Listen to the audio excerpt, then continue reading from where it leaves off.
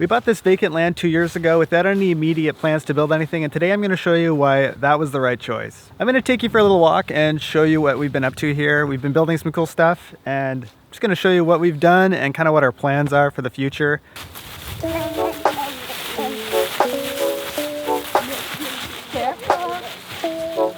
they're slippery. So we bought this vacant land 2 years ago with no plans to build like a cottage or house or anything immediately. And I'm going to show you why that was the right choice. The first thing we do when we get here though is we fill up the hot tub and we fire that up.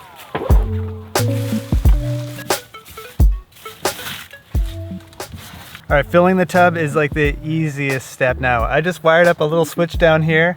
You just flick the switch. That's it. Fills the tub and then it just stops all by itself. Just pet it gently. Hi, slug. Look, he's wiggling. I touch him gently like this. Put it back. Bye-bye, slug.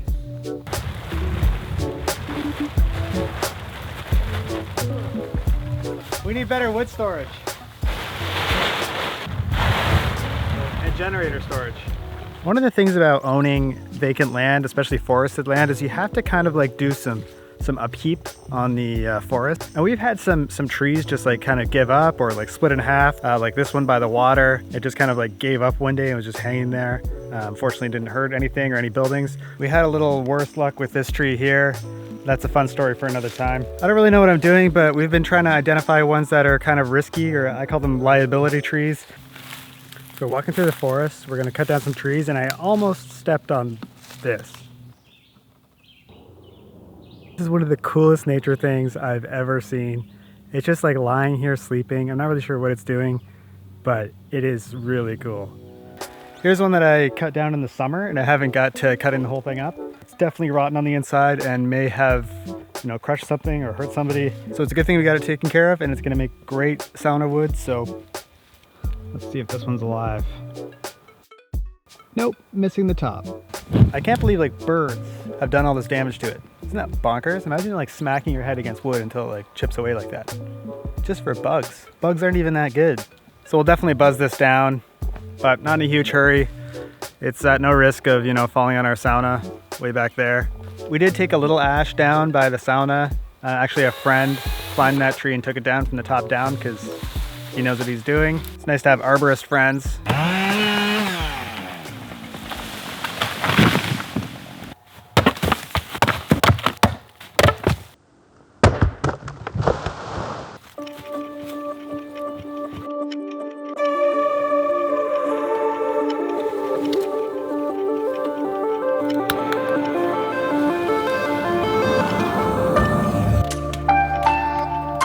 So we bought this property for a couple of reasons. One of them is we've been kind of, you know, hoping to buy something on the water for some time, and we've been looking around and stuff.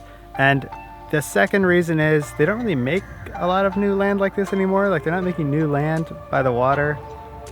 So this one really just like fit the bill, and we kind of like impulsively bought it. It came to us kind of private sale, which was nice. So we didn't have to like compete with anybody for it. And it was honestly, it's just like ticks all the boxes. It's close to home. It's got nice swimmable water. It's got no real like neighbors within sight, so ticks all the boxes. Another reason that I don't want to get too much into, but is we want to use kind of inflation to our advantage here.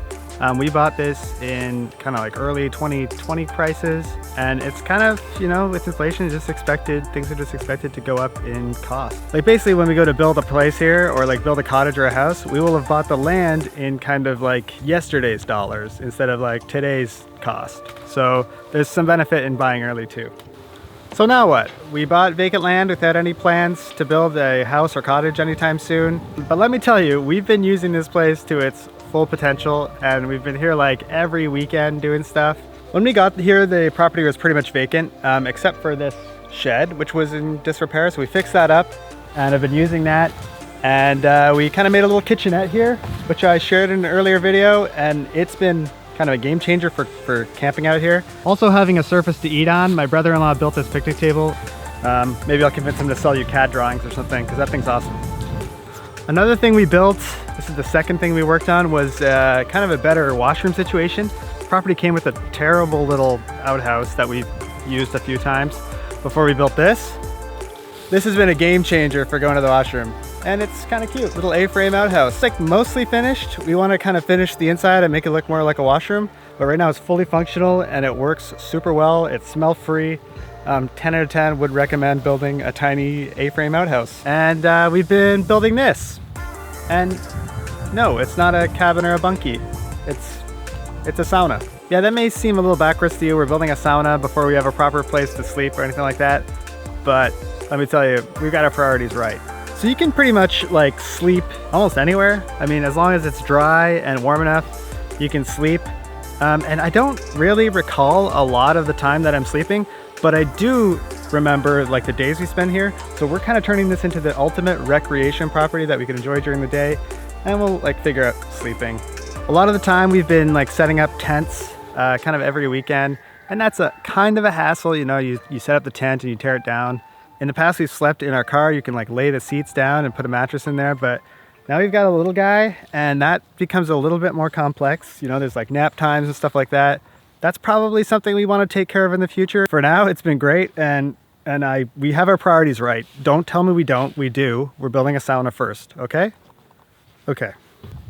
Hot tub's getting there. It's like 85 degrees.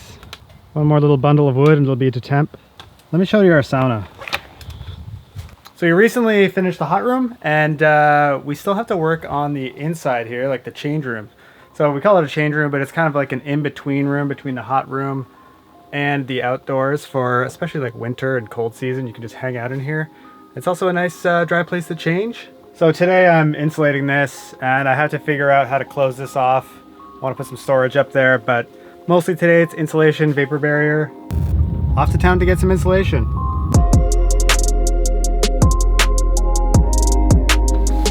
Alright, we've got some insulation. This car is great. It honestly fits so much. This thing actually fit the entire hot tub in it. Well, the door was open, but it fit the hot tub in it. We were able to take it home inside the back of this. Pretty crazy. We've built an outhouse. We've built the kitchenette. We're building a sauna. What's next?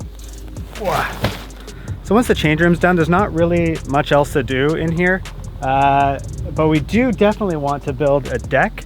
So just like a small deck, kind of right here. And then I need to clad the front of this with something, and I have something pretty cool in mind for that. But we'll probably be doing that next year. And then I want to build some sort of a little path down to the hot tub into the water. And the other thing that's kind of a game changer we're going to try to do first thing we can next year is upgrade this dock. Let me show you this dock. Can you see it? It's like 8 feet by 4 feet, super tiny, and it's served us well, but having a proper dock will definitely be a game changer.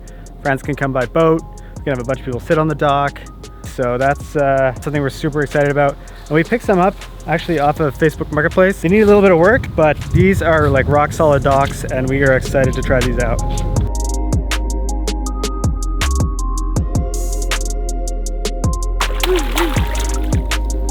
I would love to join you guys, but I'm gonna try to insulate this thing.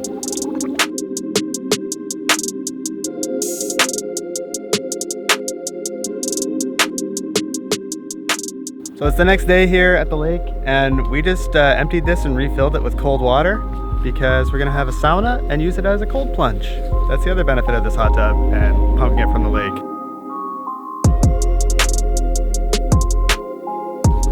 Oh, it's gonna be cold.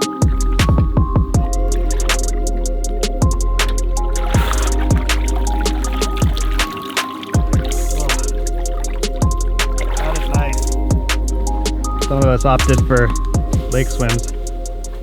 Crazy.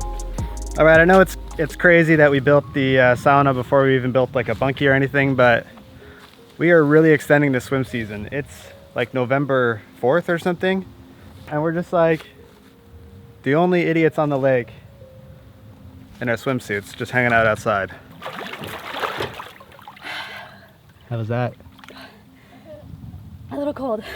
So we've got the sauna, but we're sleeping in tents. And the question is, are we gonna build a bunkie next year or a cabin? And the answer is kind of yes and no. Honestly, 90% of the enjoyment of this land is the land itself.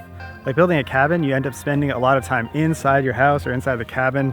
Like we've enjoyed like rain and shine here. There's nothing quite like a downpour on the lake, and you wouldn't really experience it the same way inside. So that's kind of been a blessing in disguise. Like being forced to be outside has kind of been like, you know, a nice little reset every weekend. But definitely having like a better sleeping arrangement or an easier sleeping arrangement would be nice. So we're thinking of getting one of those bell tents, like those 5 or 6 meter bell tents. It's like a canvas tent that's circular. They're nice and big and roomy, and you can put like a proper bed in there.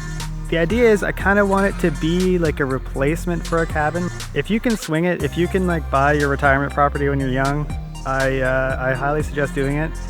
There's going to be less and less land available, and it's going to be farther and farther away from like cities and towns. Yeah, we're like super grateful to have this. That doesn't go miss on us, our like situation that we could do this at this age. Yeah, if you can swing it, I would definitely suggest it. It's just been like, just amazing. It's just been a breath of fresh air every weekend coming out here, escaping the city, just resetting. If you can do it, do it.